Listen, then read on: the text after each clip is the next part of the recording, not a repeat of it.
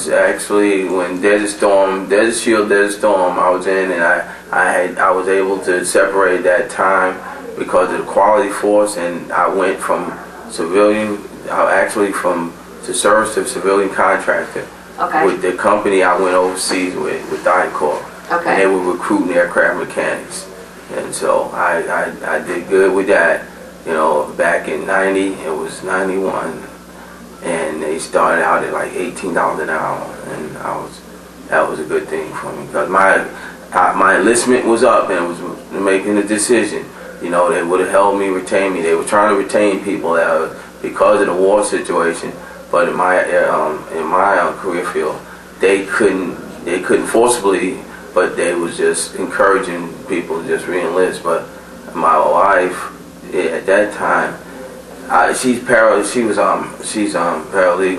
and as long as we've been married, I kept moving her from place to place. She'll get stable somewhere with a good law firm, and and that was one of the things with our marriage, is that after my 10 years, consider separating and getting a job, and she'll be stable. And I agreed on that.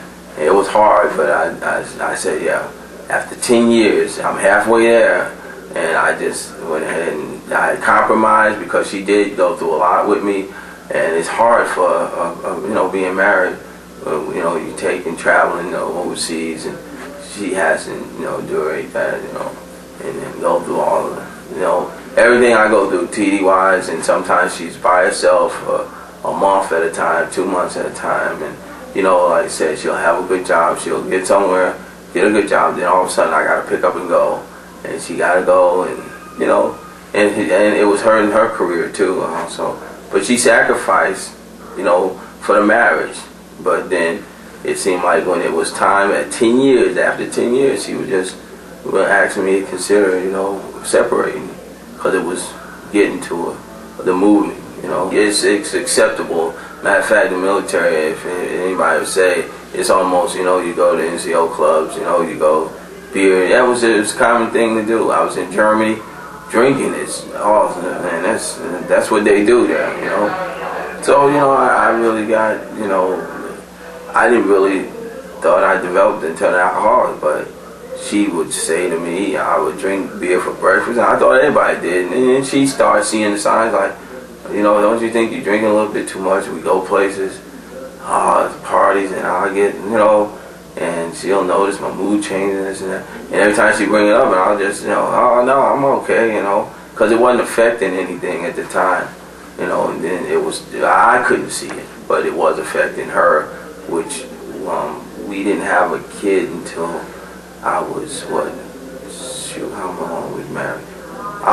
To put it like this, I was 30 years old when I had my first kid, and I thought that would help our marriage out some, and it didn't, at first, but then, I went back to drinking. Well, I was in jail then. Actually, I was on the streets, went to jail, and after coming out of jail this last time, I said to myself, it corrupts, actually it affects everybody else's lives.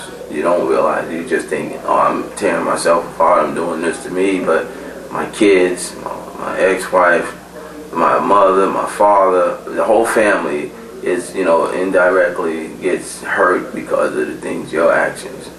And it was time for me, I'm 47, it's time for me to do the right things. And I'm tired, you get tired of living, the mission, the going, even though the what's that, the door at the end, or the room at the end is a great thing, but still you got guys that stay in year out in the repeat cycle, and that's not the way to live, man. That's not what I feel. That's not living, it's just existing. And I wanted to get out of that because I did have a good life at one point, and I know how it is to have things and, have standards in life and just want things, ambition, all that, and just I let all that go, no low self-esteem and all that crap, man.